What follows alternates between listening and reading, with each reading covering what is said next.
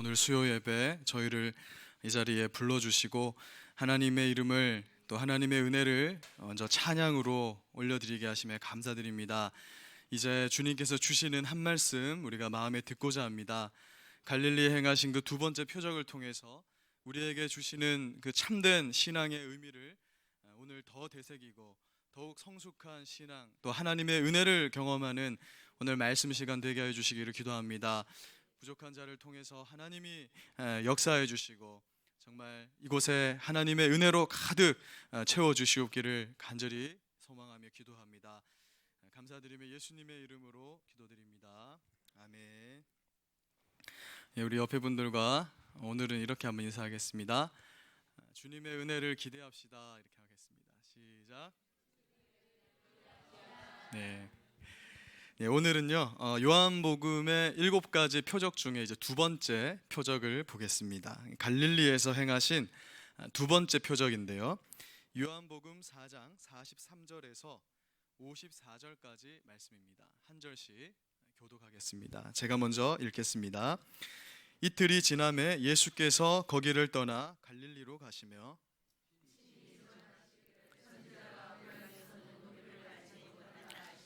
갈릴리에 이르심에 갈릴리인들이 그를 영접하니 이는 자기들도 명절에 갔다가 예수께서 명절 중 예루살렘에서 하신 모든 일을 보았음이더라.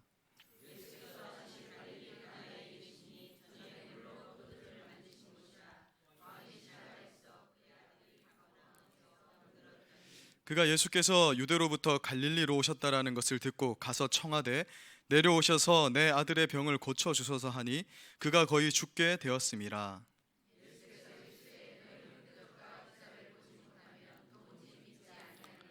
신하가 이르되 주여 내 아이가 죽기 전에 내려오소서.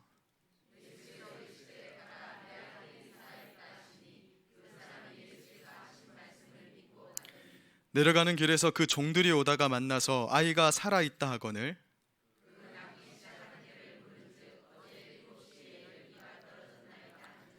그의 아버지가 예수께서 내 아들이 살아있다 말씀하신 그때인 줄을 알고 자기와 그 온 집이 다 믿으니라.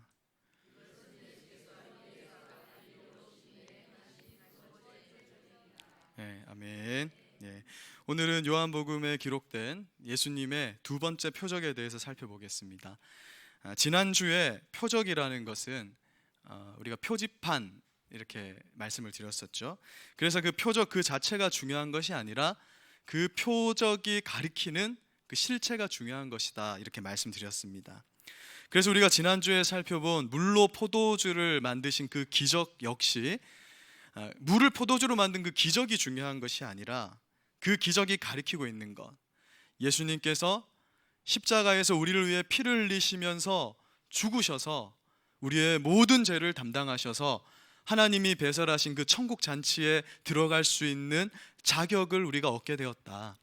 물로 포도주를 만드는 표적이 가리키는 것은 바로 그것이다라고 말씀드렸습니다.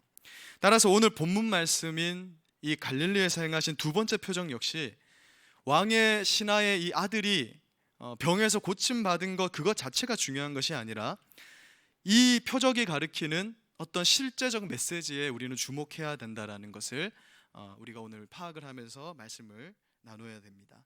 요한복음 4장 43절을 보니 예수님께서 이틀을 어딘가에 머무셨다가 갈릴리로 가셨다 이렇게 말씀하고 있어요.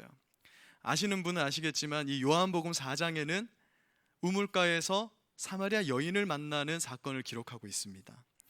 그래서 이 이틀을 유하신 곳은 사마리아 지방이고 예수님이 이 사마리아의 한 우물가에서 이 여인을 만나서 전도하시고 또 이 여인을 통해서 예수님이 이 수가성 지역에 전파가 되면서 예수님께서 이틀이나 그곳에 유하시면서 복음을 증거하셨다라는 것을 우리가 확인하게 되는 것입니다.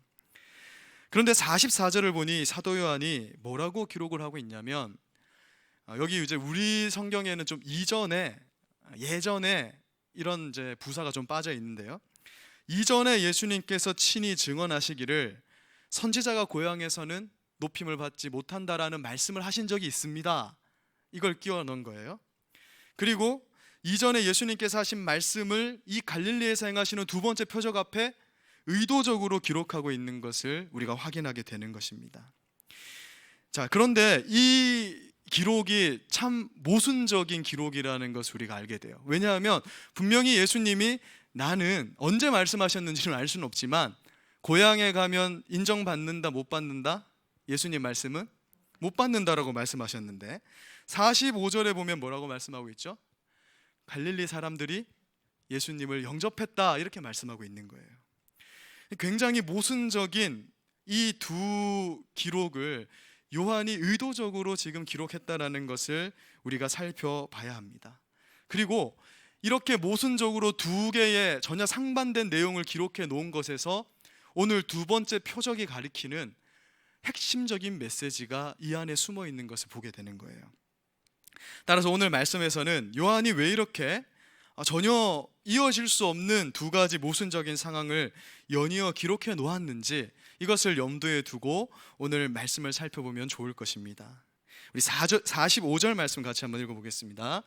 시작.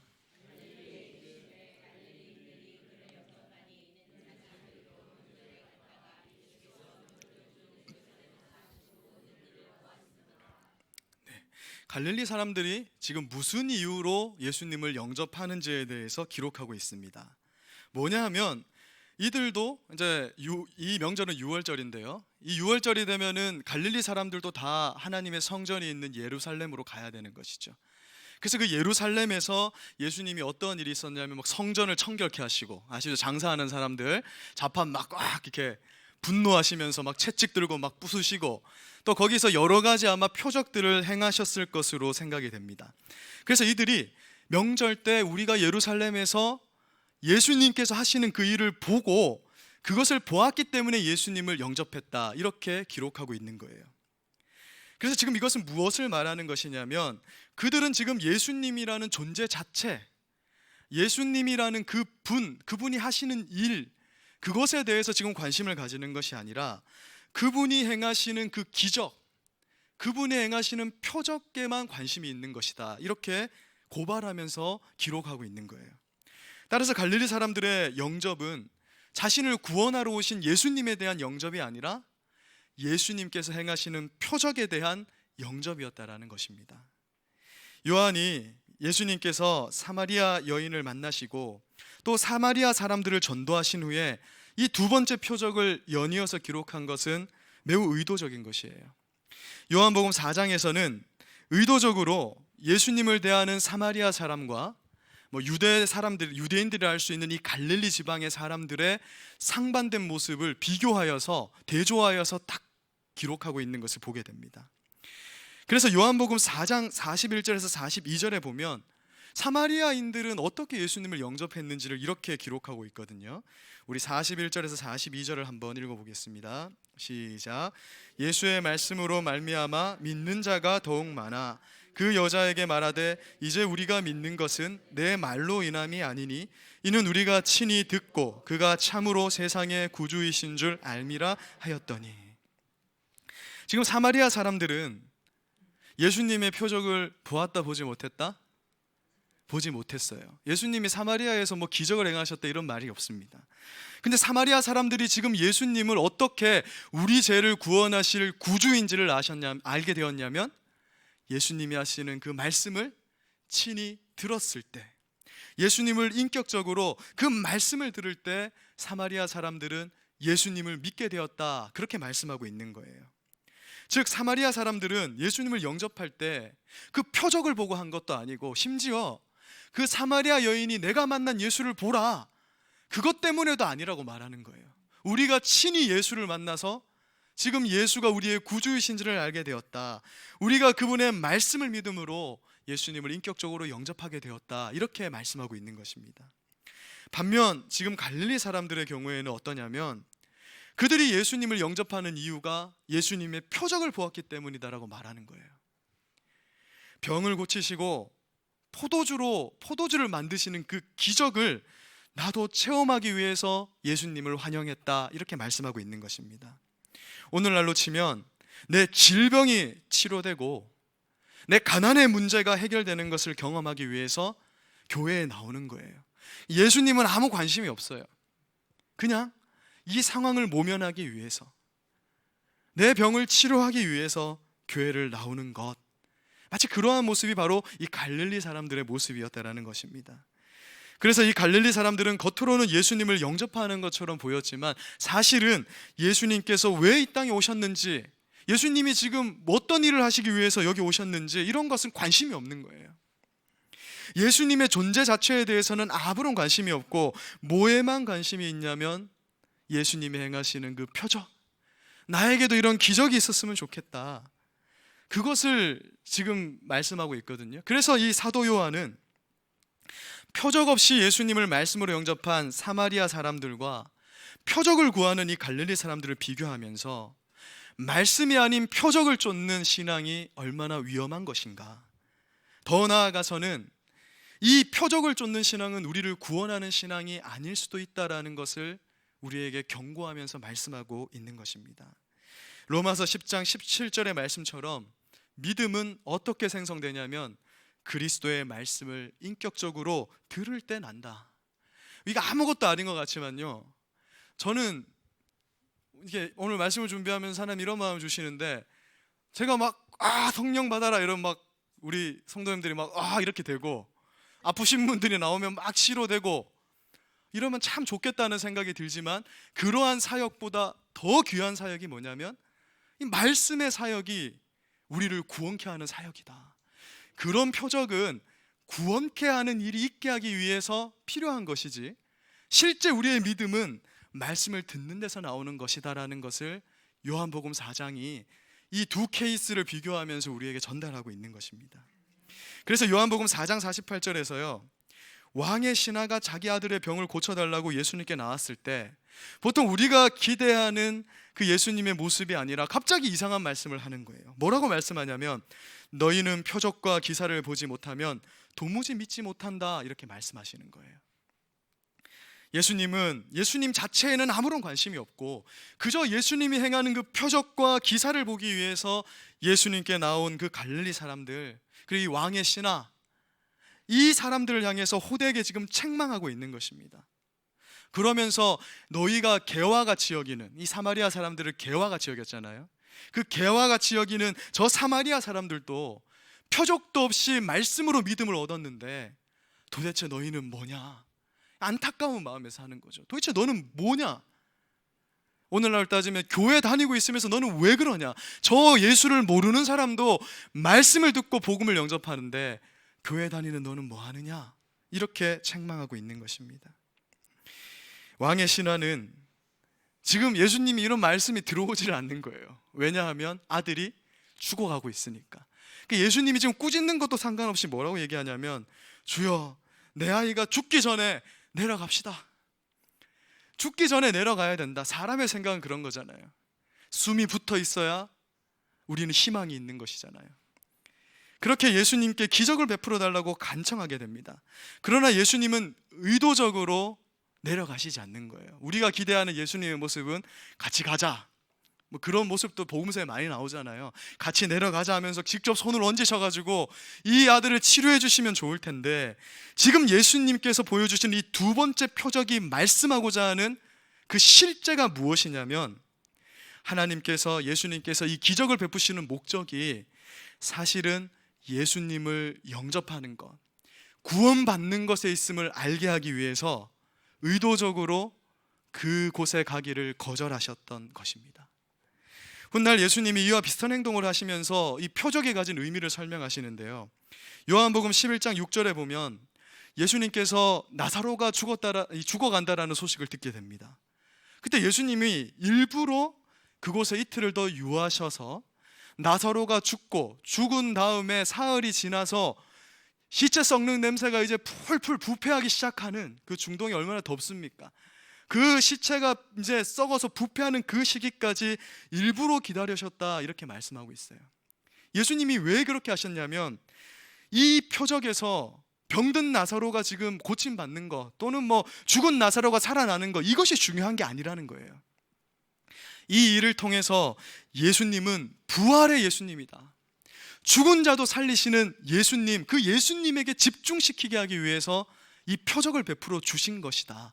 그래서 그것을 위해서 의도적으로 이틀을 더 유하시면서 그곳에 가시는 그런 모습을 보여주었다라고 말씀하고 있는 것입니다. 이 요한복음 4장 50절을 한번 보십시오. 앞에서 말씀드린 것과 같이 예수님은 이 두 번째 표적 사건에 있어서는 일부러 이 신하의 아픈 아들이 있는 곳으로 가지 않으시고 오직 말씀으로 가라, 내 아들이 살아있다, 이렇게 말씀한 거예요. 지금 표적을 보고 싶어서 막 온 거예요. 오늘은 무슨 일이 일어날까? 예수님이 오늘은 어떤 그 신령한 그 손짓과 그 안수와 이런 걸로 아들을 고칠까? 그걸 기대하고 있는데 예수님은 그들의 기대와는 달리 말씀으로 그를 치료하셨습니다. 무슨 말씀이냐면, 말씀으로 예수님은 충분히 아픈 자를 낫게 할 수 있는 분이다. 말씀으로 믿는 것이 진정한 믿음이라는 것을 보여주기 위해서 이 두 번째 표적에서 예수님은 그렇게 행하셨다라고 말씀하고 있는 거예요. 이에 왕의 신하는 어디서 믿음이 생겼는지는 몰라도 내가 예수님의 말씀을 믿고 지금 어디로 갔다? 집으로 돌아갔다, 이렇게 말씀하고 있습니다. 예수님의 말씀이 들어갈 때 그의 온전치 못한 믿음이 조금 성장하게 된 것을 보게 되는 거예요.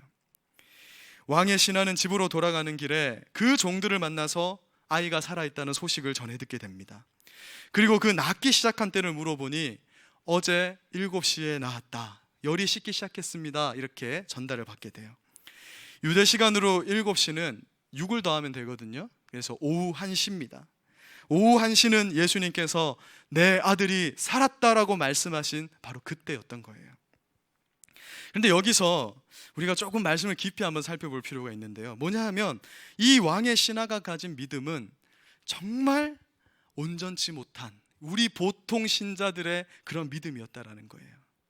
표현하자면 이 왕의 신하의 믿음은 겨자씨 한 알 같은 그런 작은 믿음이었다라는 것입니다. 그것을 어떻게 알 수 있냐면, 가버나움, 이 왕의 신하가 사는 곳은 가버나움이고 지금 이 일이 일어난 곳은 갈릴리예요. 근데 이 거리는 걸어서 4시간 정도면 좋게 갈 수 있는 거리입니다. 그런데 오늘 이 말씀을 보니까 요한복음 4장 52절을 참조해 보면 이 신하가 하루가 지나서 자기 집으로 가고 있는 걸 발견하게 되는 거예요. 뭔가 좀 이상하지 않나요?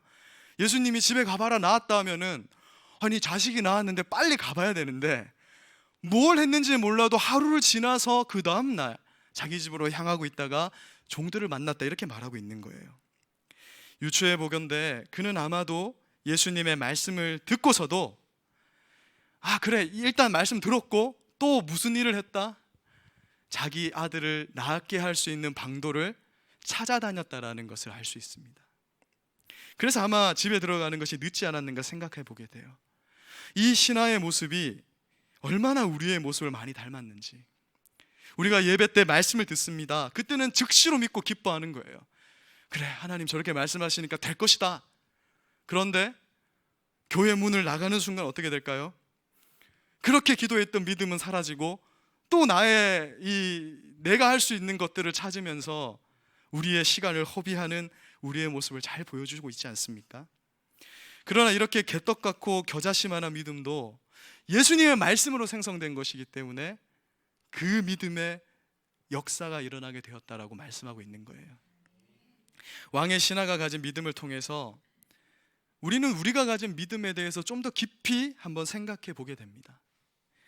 왕의 신하가 가진 믿음을 살펴보면서 우리는 예수님의 두 번째 표적이 가지고 있는 이 참된 의미를 더욱 깊이 되새길 수 있게 돼요.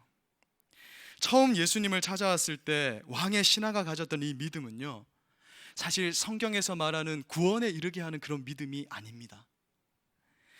그것을 오늘 요한복음 4장의 표현을 빌려서 표현하자면 표적을 바라는 믿음, 표적을 따르는 믿음이라고 표현할 수 있는 거예요.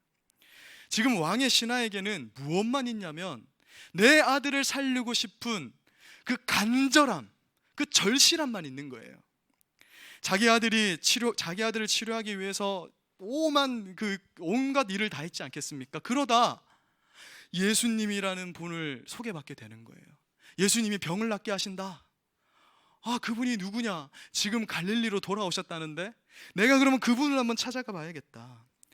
그 병을 낫게 해준다는 소문을 듣고 예수님을 찾아오게 된 거예요. 그래서 예수님께서 병을 치료하는 그 표적을 행하시는 목적이 예수님이 누구시며 그분이 하실 일이 무엇인지를 드러내는 데 있음에도 그는 병을 낫게 한다는 표정만을 보고 예수님을 따라왔다라는 것입니다. 오늘날로 따지면 몸이 아픈 어떤 사람이 있는데, 야, 어떤 기도원에 가서 40일 금식 기도하면 병이 낫는다더라. 어떤 목사님, 치유 연사를 가진 목사님이 있는데 그 목사님한테 안수 한번 받으면 병이 낫는다더라. 뭔가 치료에 효과가 있다더라. 용하더라. 그 말만 믿고, 지금 예수님께는 관심이 없고 그것만을 바라면서 기도원을 가고 목사님을 찾아가는 것과 똑같은 신앙이다, 이렇게 말하고 있는 거예요. 그런데 예수님이 이 요한복음 4장을 통해서 분명히 말씀합니다. 그것은 믿음이 아니라는 거예요. 이는 그저 자신의 병을 고치고자 표적을 쫓아서 절실함을 가지는 것일 뿐이라는 겁니다. 우리는 간절한 마음, 절실한 마음을 믿음으로 착각해서는 안 돼요. 여러분, 우리가 가진 믿음이라는 것에 대해서 한번 점검해 봅시다. 기독교가 주는 기적, 축복, 그거를 간절히 바라는 걸 우리는 믿음이 좋다, 믿음이 깊다라고 착각할 때가 많아요. 내가 더 간절히 바라지 않아서 하나님이 주시지 않는 거라고 생각합니다. 그러고 나서 어떻게 생각하냐면 나는 믿음이 부족해, 이렇게 쉽게 판단을 내리는 것이죠. 자칫하면 우리는 더 절실한 것을 믿음이 좋은 것으로 착각한다라는 거예요.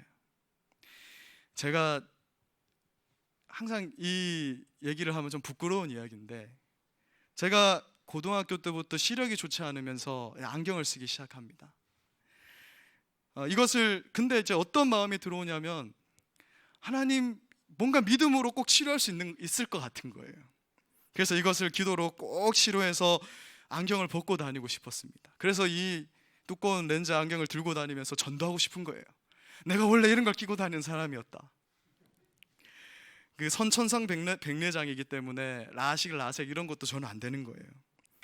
그러니까 이제 하나님께 매달릴 수밖에 없는 거죠.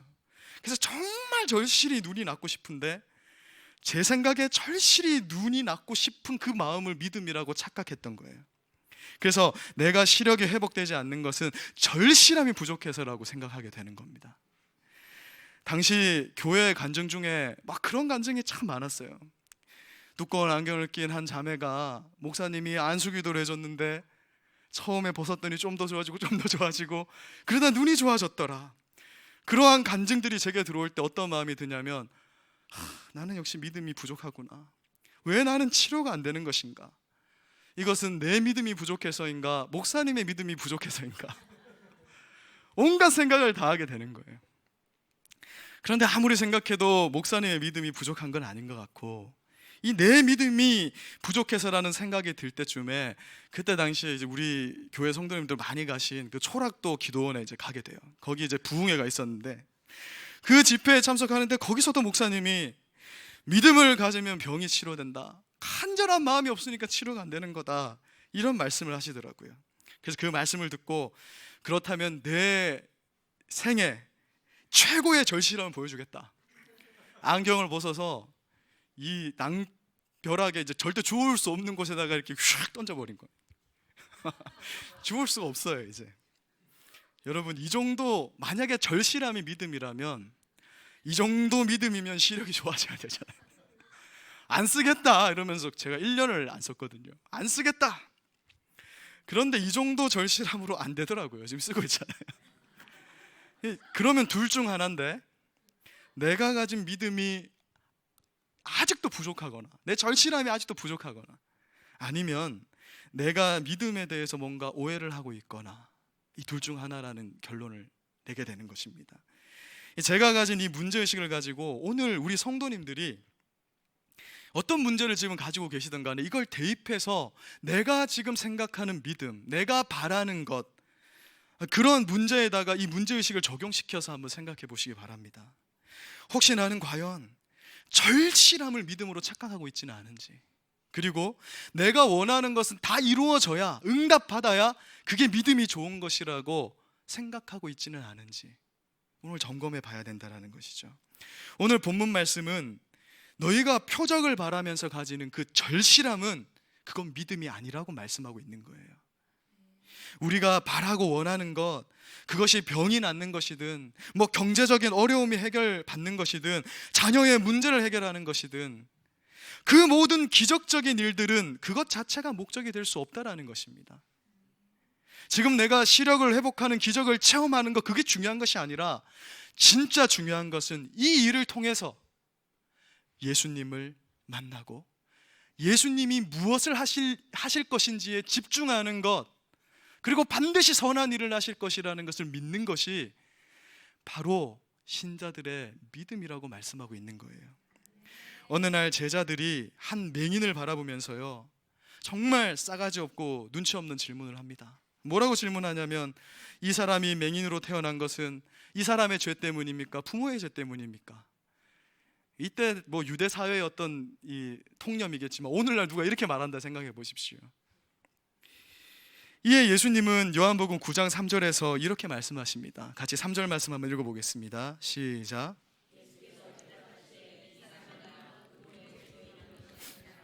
그에게서 하나님이 하시는 일을 나타내고자 하심이라. 아멘. 무슨 말씀입니까?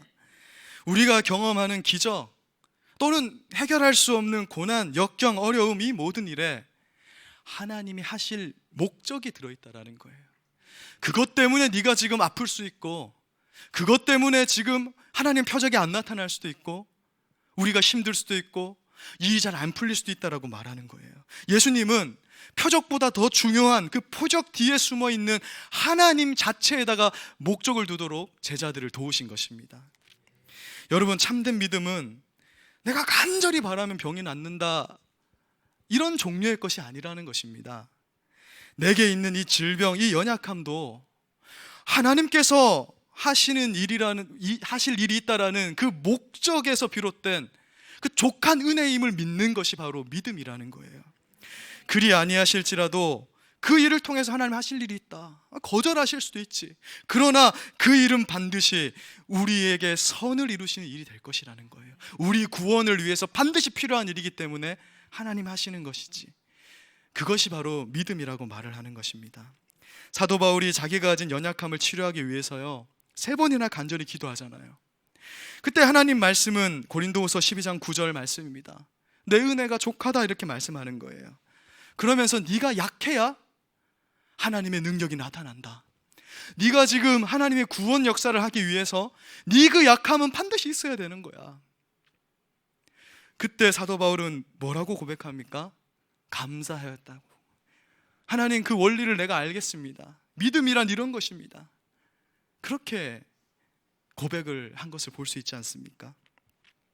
자, 그럼 믿음에 대해서 한번 정리해 보겠습니다. 믿음이란 뭐 내 질병에, 내 고난에 하나님이 기적적으로 응답하셔도 감사한 거예요. 하나님 들어주시기도 하죠.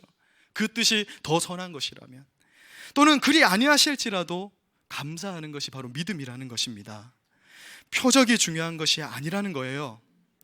표적은 나타나도 되고 나타나지 않아도 되는 거예요.